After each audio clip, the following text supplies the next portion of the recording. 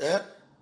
Et puis zomonani o musauti koya na poto, hein? Kofi yo, Kofira, Kofi, omoni mutu noano kanguba, Kofi, yaga kole la papa na ndenge kole la papa na pazabe papa na ngai pazabo kilo na ngai, Kofi ko sakana na Kongo te, sakana na ba malanda ngombe o bazolanda yo na Kofi, ko sakana na Kongo te, sozo kanisa koye, batindi yo mission, oya ko meka bitumbo Kofi, okoki mapoto.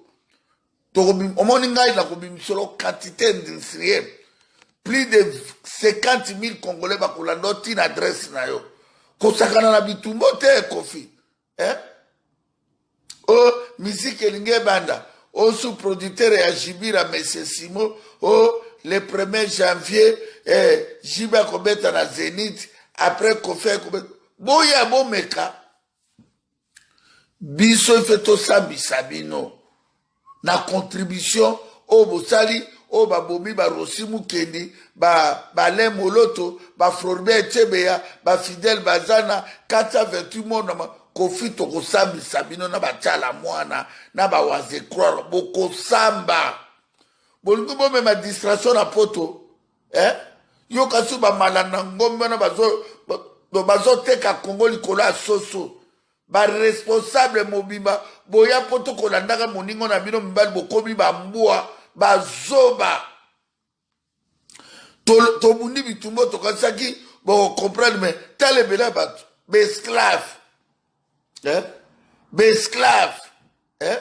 bozo landaka Kofira mutungu ba escroc oya yembeli kanambe ba nzembo ebele bino bo sakana na Congo. Po Kongola komine na dimension ya ba Soudanais te, Kongola komine na dimension ya ba Algérien te, ya ba Burkina Faso te, bino ba Kofira bozo yaka ba poto, ba tope bazo landa, bazo kangaka ba photo. Non, na mona no peuple moko boy nyama, peuple abe esclave. Mais c'est Simo, yo za la problème na Cameroun, okobwa kambongo no pamba Kofi. Soki batini yo na Félix Tshilolo meka okokutana na yango na bino bato tu bozana sima Kofi bokokima ba France wana bokomona kanda ya peuple Congo biso tozolela bato bazokufa yo zoela biso ba mbrouillema mais oza normalité Kofira oza normalité boyebisa Jean Bertin Jibira amekate po akokutana nango toyebisaki bino musique na bine eleki ba Congolais ayumbi te eleki ba Congolais ba kufi na Kasai te eleki souffrance a peuple Congolais ba ero na mama yemo na Pedrati ya Kalembele na l'hôpital Bondeko na Bangalema ba Congolais bazo kufa po bazangi chassa makila na chassa mai soki bino bozo oka bobela kadano te bozo mona ke bosomba liwe pa nzambe mais yo Kofi papa lutuma yo na laleti papa ebalale lobi penga na kokende yo po okende bo otikela Kongo nini yo na ba werera na ba waze croire papa yeba kufa tabula kufa pepe ndomba kufa bipole akufa dido yonga kufa jopo sera kufa jompo ya kufa pepe kala kufa pongolova kufa abeti masikina kufa